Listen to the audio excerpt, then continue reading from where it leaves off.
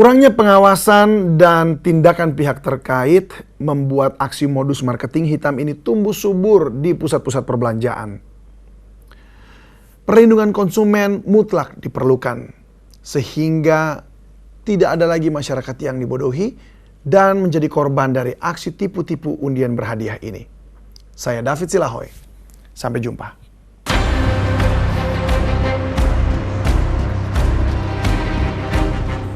Modus penipuan seperti bagi-bagi hadiah gratis di pusat perbelanjaan ternyata masih belum disadari oleh masyarakat.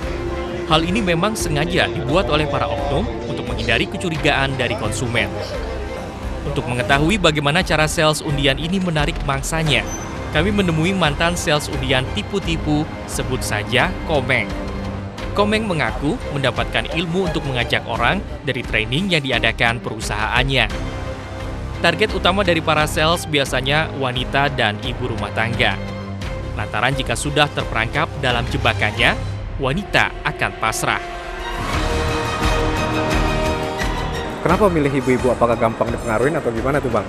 Ya itu sih salah satunya. Yang kedua juga ibu-ibu kebanyakan nggak ribet. Nggak ribet gimana maksudnya Bang? Kita kurang teliti. Produk elektronik yang dijadikan undian merupakan produk dengan kualitas rendah dan dinaikkan harganya hingga 10 kali lipat agar mendapatkan keuntungan sebanyak-banyaknya. Bang, barang-barang yang biasa lo tawarin itu biasanya berkualitas atau enggak sih Bang? Ya enggak lah Bang, orang barang-barang produk-produk baru sama produk ejekan. Harganya sendiri gimana Bang? Emang kalau di promo kan biasanya itu harganya dipotongan dari harga 6 juta jadi 4 juta. Itu sebenarnya gimana harganya? Ya kalau bos-bos sih biasanya beli harga normalnya ya, kita kan pasti ngambil langsung dari pabriknya. Ya sekitar 500 sampai 600 ribu, nanti kita naruh yang di brosur itu sekitar 6 juta, 7 juta, nanti di bawahnya kita editnya harga itu kita cari kita jadi 5 juta. Jadi biar bisa nggak ada potongan harga gitu. Dari pengakuan Komeng, harga barang-barang yang dipajang jauh dari harga toko. Akibatnya, pasti konsumen pun dirugikan.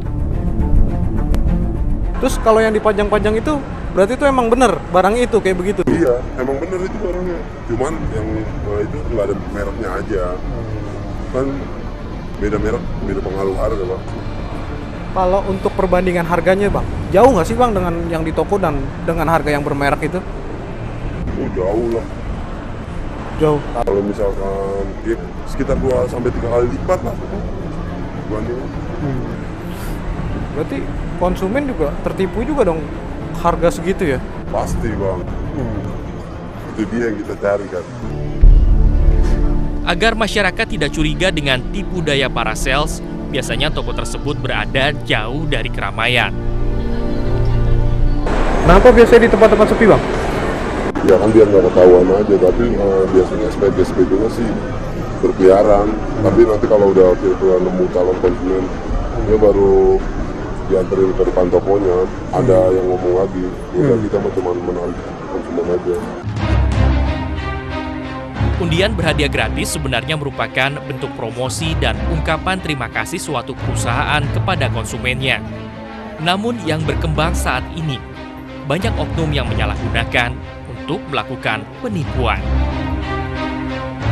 Cara menjual yang tidak benar, cara menjual yang dugaan memberikan misleading, cara menjual yang dugaan ini adalah melakukan tindak pidana penipuan perlindungan konsumen, ini kan ranah dari sisi Kementerian Perdagangan di mana ada di Direktorat Pengawasan Barang dan Jasa Beredar. Nah, ini yang minim untuk pengawasannya.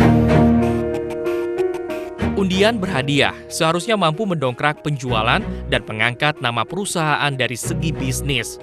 Namun budaya masyarakat Indonesia yang gemar mendapatkan hadiah gratis menjadi celah yang dimanfaatkan segelintir orang untuk meraup keuntungan. Itu penipuan. Tetapi kita melihat dari kacamata Undang-Undang Perlindungan Konsumen, ya itu berarti adalah si produsen ini, si marketer ini dia melanggar pasal, I don't know, saya lupa gitu kalau saya nggak salah, pasal 14 atau pasal 17 itu adalah apa? Bahwa dia tidak memberikan informasi yang sebenar-benarnya. Sementara itu, Kementerian Sosial tidak dapat menilai oknum pelaku usaha yang berbuat curang. Karena pada saat pengajuan izin melakukan undian, semua pelaku usaha menjalankan dengan benar. Nah, tadi keterkaitan dengan apa yang terjadi di mal-mal, memang banyak sekali dilakukan seperti itu. Saya paham sekali, tetapi kami memang tidak bisa mengatakan, tadi dikatakan ini penipuan atau tidak. Kalau memang itu dibutuhkan, maka saya meminta masyarakat yang memang merasa dirugikan terlebih dahulu adalah melaporkan kepada Kementerian Sosial.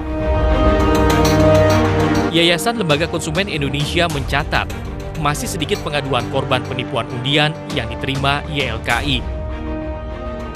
Rasa malu karena tertipu menjadi alasan para korban enggan melaporkannya. Berdasarkan peraturan Undang-Undang Perlindungan Konsumen Pasal 9 Ayat 1, pelaku usaha dilarang menawarkan, memproduksikan, mengiklankan suatu barang secara tidak benar seolah-olah memiliki potongan harga-harga khusus tertentu. Jika pelaku usaha melanggar undang-undang konsumen tersebut, dapat diancam dengan 5 tahun penjara atau pidana dan denda 2 miliar rupiah. Beberapa tips dapat dilakukan agar kita terhindar menjadi korban penipuan undian berhadiah.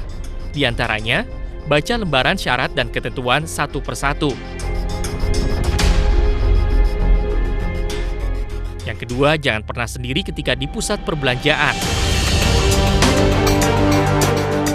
Yang ketiga, tetap berada di tempat umum dan jangan mau dibawa ke suatu ruangan tertentu. Pemerintah harus lebih mengawasi terhadap pelaku usaha yang menyelenggarakan promosi undian berhadiah.